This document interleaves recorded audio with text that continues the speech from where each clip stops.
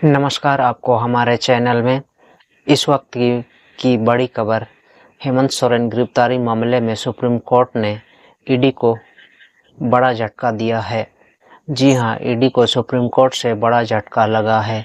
दरअसल ईडी ने supreme court में झारखंड हाई कोर्ट के उस आदेश के खिलाफ पीएलपी दायर की थी, जिस आदेश में झारखंड हाई कोर्ट ने हेमंत सोरेन को बेल दे दी थी। इस मामले में सुप्रीम कोर्ट से ईडी को बड़ा झटका लगा है और सुप्रीम कोर्ट ने स्पष्ट करते हुए कहा है कि हाई कोर्ट का फैसला एकदम सही था। हाई कोर्ट ने सभी तथ्यों की जांच परख के बाद हेमंत सोरेन को जमानत दी है और उनकी बेल पर किसी को भी कोई आपत्ति नहीं होनी चाहिए। हालांकि हाईकोर्ट के आदेश के खिलाफ ईडी सुप्रीम कोर्ट पहुंच गई थी। ईडी ने पीएलपी के जरिए कहा था कि हाईकोर्ट का आदेश गैर कानूनी है और पीएमएलए के प्रावधानों के खिलाफ है, लेकिन कोर्ट ने स्पष्ट करते हुए कहा कि हाईकोर्ट का आदेश एकदम सही था और सभी तथ्यों की हाईकोर्ट ने जांच की थी। आपको बता दें कि हाईकोर्ट ने इस मामले में पहले जमानत देते हुए कहा था कि हेमंत सोरेन के जमीन घोटाले से सीधे कनेक्शन के कोई सबूत नहीं है। इसके अलावा जस्टिस मुखोपाध्याय ने ईडी के उस दावे को भी स्पष्ट करते हुए कहा था कि जिसमें ईडी ने कहा था कि उसकी समय पर कार्रवाई से सोरेन और अन्य आरोपी अवैध रूप से जमीन पर कब्जा नहीं कर पाए। कोर्ट ने कहा कि अन्य गवाहों के मुताबिक हेमंत सोरेन पहले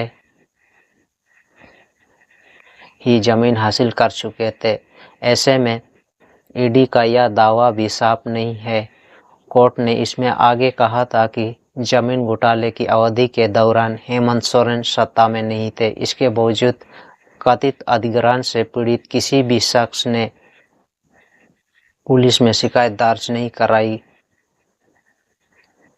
आपको बता दें कि हाई कोर्ट में इसमें यह भी कहा था कि पीएमएलए 2002 की धारा 45 के शर्त के तहत यह मानने का कारण नहीं बनता है कि याचिकाकर्ता आरोपित अपराध का दोषी नहीं है।